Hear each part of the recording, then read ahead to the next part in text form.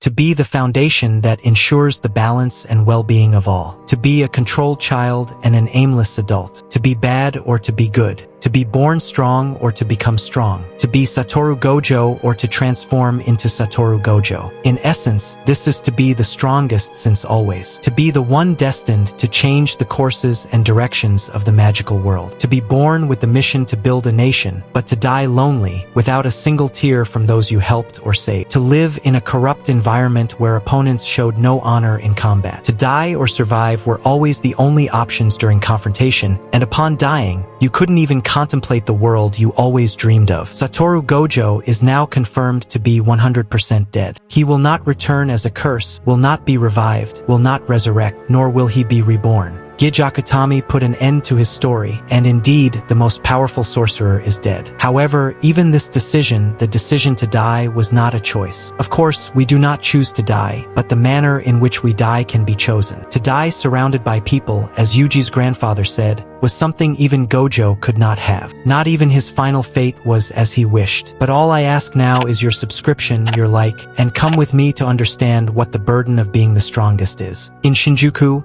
all the shamans discuss the possibility of retrieving Gojo's body after his defeat by Ryaman Sukuna, and also about using Kenjaku's technique to take possession of the most powerful body, replacing Yuta. Everyone considered this idea proposed by Yuta as wrong, inhumane, macabre, and incredibly disloyal to the very cursed energy or the nature of life. After all, Kenjaku's technique is a violation of nature's laws. To seek a dead body, violate its integrity, and take possession of its consciousness as if manipulating a simple puppet with a weapon. Several sorcerers were affected by this technique, but the most iconic are Suguru Geto and Satoru Gojo. Keep this last sentence. Keep this information. It will be very important. Yuta has a small outburst when hearing that the situation they were discussing was not human, being something bizarre. He says, "We are facing the greatest sorcerer in history, Ryaman Sukuna," a phrase that imposes his main argument there, shouting that if necessary, he would abandon humanity to come out victorious without any hesitation. In Jiu-Jitsu, there is no honor. What matters is winning. This is the ideology that the strongest transmitted to his students, as we see in chapter 58, when Gojo talks to Megumi. Being a Jiu-Jitsu sorcerer is a lonely activity. No matter how many allies you have by your side, you will always die alone. You can only judge being a match for those around you, instead of imagining yourself being stronger in the future. Perhaps, because of a trump card, you think of the worst-case scenario. If you at least sacrifice everything, it will end well. Continue with this, and you can forget about becoming as strong as me. You wouldn't even handle Nanami. Dying after winning and dying victorious are two very different things. Gojo teaches Megumi about selfishness and ego, not just being stronger, but never doubting yourself and your abilities. Confidence and ignorance are the most powerful weapons of a jiu-jitsu sorcerer, at least for those with great potential. This does not mean being reckless in battle, but rather trusting that you can solve any problem with an unshakable mindset. Takako Yuro and Ryu Ishigori also follow this line of thought, each representing different eras. They understand these concepts from Gojo and fully agree with all his statements. So much so that, in chapter 181, both warn Yuta Okatsu, sorcerers, curses, it doesn't matter. The only ones capable of transcending beyond merely being strong are those with an overwhelming sense of self and a complete disregard for others. Being a shaman does not require honor. If a person does not trust themselves, uses low blows, and doesn't care if they hurt ego, honor, or any other adversarial feeling, their opponent will be strong. Because besides being strong, they are reliable and unpredictable. Sukuna, Gojo, and now Yuta. Being a monster is a burden, and this burden must be carried by those who are willing. The strongest are those who withstand natural disasters. In chapter 261, all the sorcerers present at the meeting express concern for Yuta. "Hey, we're just worried about you, Yuta." At that moment, Okatsu explodes and exposes everyone's hypocrisy. After all, why only worry about him? Doesn't anyone worry about Gojo? Why did a monster like Satoru stop being human? When did this happen? When did they stop seeing Gojo as a person? Why worry about Yuta but not Gojo? Doesn't he also deserve respect? Gojo was willing to become a monster, and if no one else there wanted to carry that burden, if no one wanted to assume that monstrosity, Yuta was willing to do so. Willing to ignore anything for victory, to be a complete monster. And that was his decision, to become a monster if Gojo didn't win.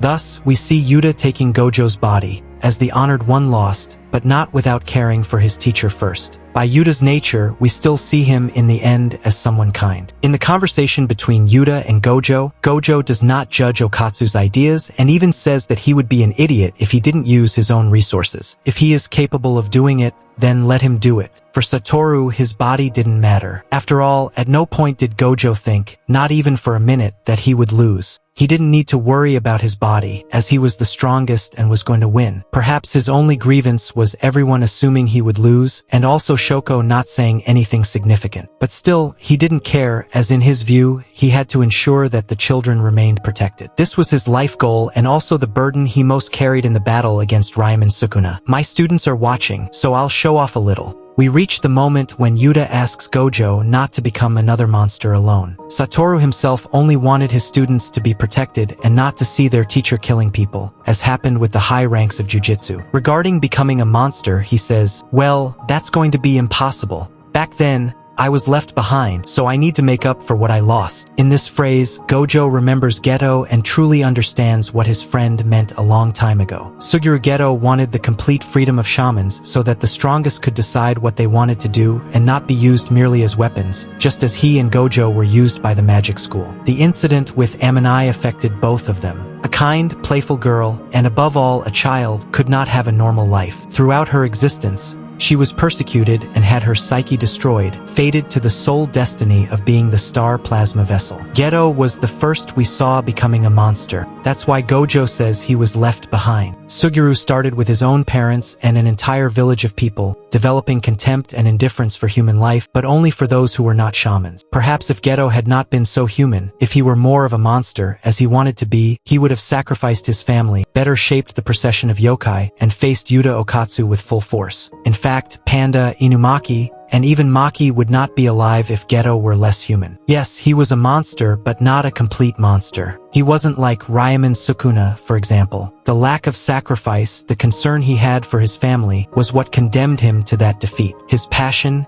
his human, loving, and sympathetic side was what condemned his victory that night. Geto had his body taken over by Kenjaku, and only a few people respected his death. But those he fought the most to protect, the jujitsu school members, the shamans, wanted his body eliminated from existence, extinguished without any respect or love for what Geto was. The only one who had compassion for Suguru was Satoru Gojo himself, an act that simply destroyed his life and resulted in his death. If Gojo were indeed a true monster, like Ryaman Sukuna, he himself would have destroyed Geto's body. He wouldn't care if Suguru was dead or alive. He would simply eliminate him, perhaps not even allowing the yokai processions to happen there, on the streets 10 years earlier during their encounter. He would not have hesitated, there in the crowd, to kill Geto and everyone there, cleaning up any evidence and getting rid of a future problem. Being a monster is not something right, nor even good, but it is the burden that the strongest sorcerers must carry. Otherwise, death will be their final destiny, as happened with Sukuna. His only mistake so far was not eliminating Itadori and Maki when he had the chance, or finishing off Okatsu. The king acted without hesitation in everything else, merely to inflate his ego and his own existence. And finally, just like Suguru Geto, even in his death, Gojo did not protect the children he loved. All of them, without exception, suffered serious injuries in his absence. Okatsu almost died. Inumaki is not even in a condition to fight, and Yuji is devastated. None of them are well.